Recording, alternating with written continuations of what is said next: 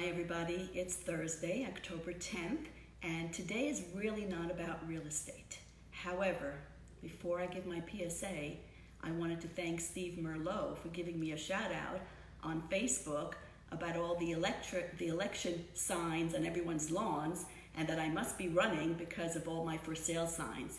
Well, I do appreciate my for sale signs because that's a nod to me from the seller, giving me the confidence in doing the best job I can for them. So every sign that you see on there, on anyone's lawn, is basically someone saying, I know you can help me and I know I trust you. But today is not about real estate. Today is about something that's very close to my heart in more ways than one. It's about Breast Cancer Awareness Month. And I normally don't talk about it because I don't believe that it identifies me. It's what I call a blip in my life, but it was a blip in my life that changed my life in many, many ways. And I wanted to tell you a little bit about my journey because I'm hoping that this could help somebody. So in 2008, where I usually do my routine mammogram, I skipped it because I was busy, and you know how that goes. Next thing you know, it's 2009, and they said, oh, you weren't here last year, but sure, let's do the routine mammogram. And a few weeks later, I get a notice in the mail, no phone call, by the way, just very impersonal letter saying that I had abnormal results. Well, that happens with the technology today, and I do want you to know that the technology today is so advanced that very often they are finding false positives. So that was one lesson. However, this was not a false positive. And Christmas 2009, I was diagnosed with stage 1, thankfully, breast cancer. And that's another thing I want you to know. You hear more and more women, 1 out of 4, who have breast cancer these days. Part of the reason is because of the technology, because of preventative care, and because of mammographies and ultrasounds and mammograms, as I said before, but biopsies. So people are finding out that they have breast cancer way, way, way in the beginning, and that's a good thing. But that's why you're hearing more and more women who have breast cancer, because they are being diagnosed very, very early on in the process. Well, this journey for me allowed me to learn how to advocate for myself. I had probably interviewed 4 breast surgeons until I found the one that would take me on this journey. And that's exactly what I said to the doctors. They said, are you here for a second opinion? I said, yes and no. I am here for a second opinion. I know I have breast cancer, but I want to choose who is going to take me on this journey. And it may not be you, because some of them just wanted to do a simple lumpectomy, throw in some radiation, and call it a day.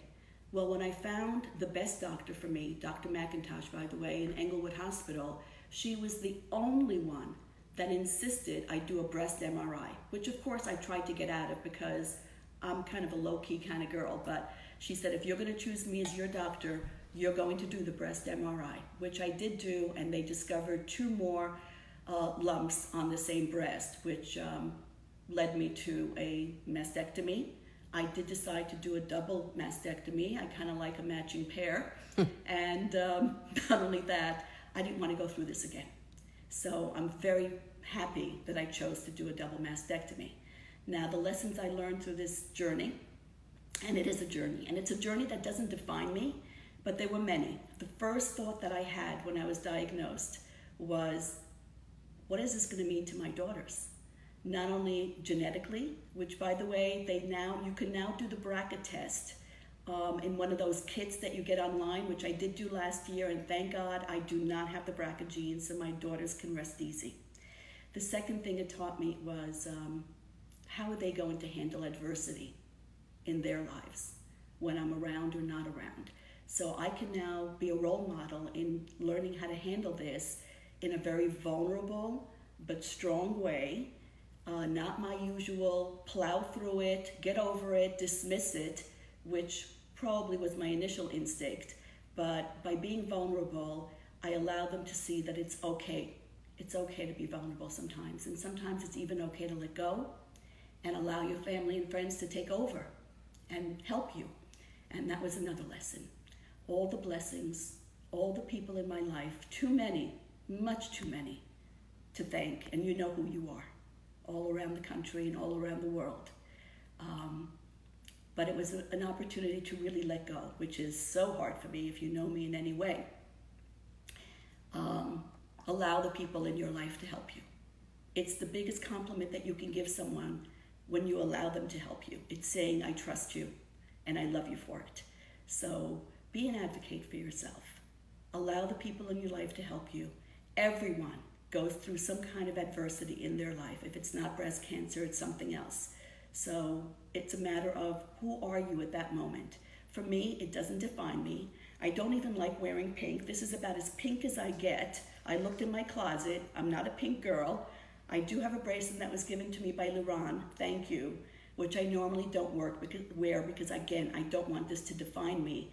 But I also didn't want it to dismiss me. And I wanted to take the opportunity to use my platform to help others. There are many women who don't do mammograms either by choice, which is very foolish, or because they don't have health insurance to do it. So I'm going to donate money towards that cause through the Susan B. Komen Foundation. For every like that you give me today, I will donate $1. For every comment, I will donate $2. And for every share, I will donate $5. Because there's somebody out there who's going through some kind of adversity or doesn't even know that they may have breast cancer. So if you catch it early, it could be a wonderful experience in your life, as it has been in my life. Not always pleasant. And by the way, I just want to thank my team, because for the month of April in 2010, when I was totally out of commission for 2 months, by the way, we sold 16 houses. And that's a tribute to an amazing team that I have.